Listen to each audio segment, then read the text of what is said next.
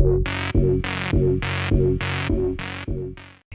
well, I'd like to start off by saying thank you for coming back to the Unagi Observer. I'd like to thank everybody who watched the Where to Eat videos. Thank you for watching them.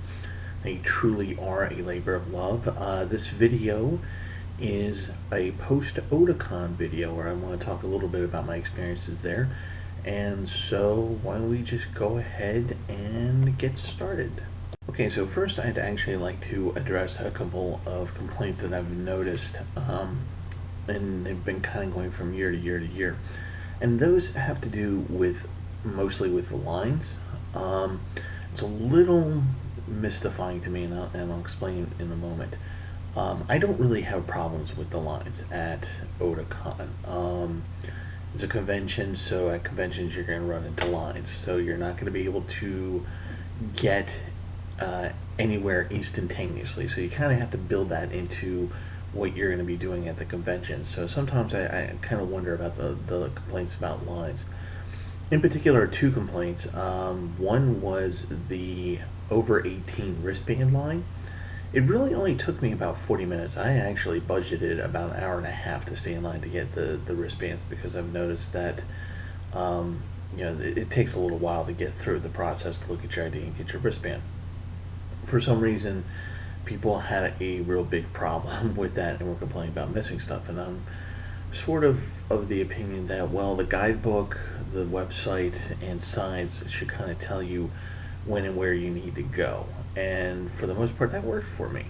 So I'm not sure about that. The other big thing of it was the pre-registration line. The last couple of years, actually 2-3 years, there have been some complaints about cutting off too early and not getting to be able to get your badge on time, having to show up on Friday the next day, and losing time in trying to get your badge and stuff.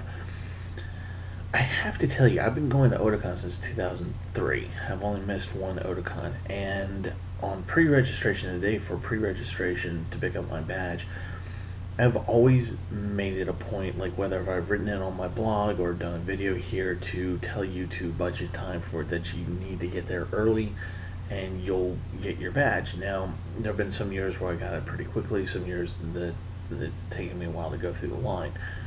And so it's a little bit mystifying to me how people kind of argue that the lines aren't working well. I've always, for the past 10 plus years, never really had that much of a problem. This year I tried the mail-in badge, and it worked pretty well. The big problem I had with it, the only problem that I had with it, was that on Friday when I went in and I had my badge already, I still had to wait in a line for about 10 minutes to get actually into the convention. So that was a little bit odd, where you're supposed to get this badge in the mail so you can avoid that kind of a line. Anyway, other than that, I really had a great time this year. So again, I'm sorry if people got screwed over because of the lines, but it's something that I just don't really encounter that much. The convention itself was a lot of fun. I've also been going to the Matsuri the past 2 or 3 years, and I've had a great time each time I've gone. Really not much to say other than I usually go because there's a band or something that I want to see. The festival part of it, when you see the booths, they're okay. I think they can improve on that a little bit, but the acts themselves are actually pretty good. This year they did a Beck cover band, and they were actually pretty good, so I enjoyed that. Down below is a link where you can see them performing a few of their songs. Like I said, I have a great time every year, and there's always new things that I find. This year, I enjoyed the programming a lot, and I saw, like I said, I got a over 18 band for the first time, and I actually watched a couple things that made me laugh. Legend of the Overfiend was one of them. Anyway, two things that I saw in particular were actually live action movies that I was kind of surprised that I really enjoyed, and I'll give a review of each of them at some point later on. But the first one was Kung Fu Killer with Donnie Yen in it, and the second one was a South Korean movie called the Admiral, which is based on a true historical event where basically 12 ships, South Korean ships, take on the entire Japanese Navy in the late 1500s. It turned out to be a really, really good movie. And like I said, I'll talk about that more later on. But the overall programming was good. I saw Blood Lad, a couple other things that I enjoyed. The cosplay, of course, was always fun. But I did notice that there were not as many people this year. I still haven't seen the vitals for this, but I would imagine that there were some significantly fewer people this year. And of course, what is the convention without getting some swag? I got, let's see here. This year I was very targeted in what I wanted to get. I have a lot of DVDs already that I need to review and talk about. So I didn't really emphasize on DVDs this year, but I did get some manga.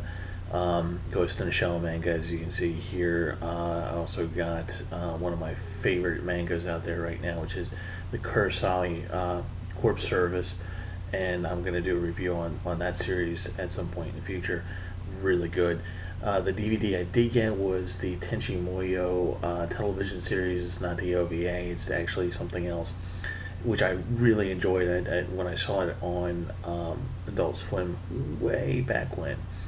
Anyway, and let's see here. And something I got that I didn't think I would get. I do this little channel called that deals with playing Super Nintendo games, and there's a link down below if you want to check it out. I just play a game and then I record it and I put it on and put it to music. Anyway, so I got these two games. I'm not sure if they're any good or not, but I'm going to give them a try.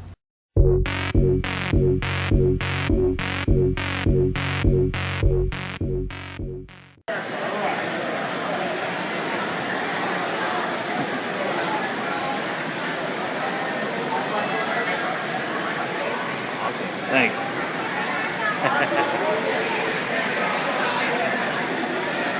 Thank you. Have a good one.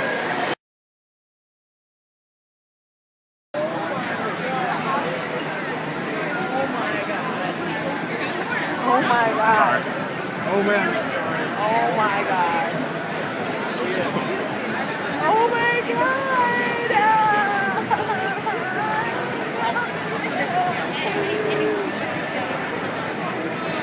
Why are you so adorable?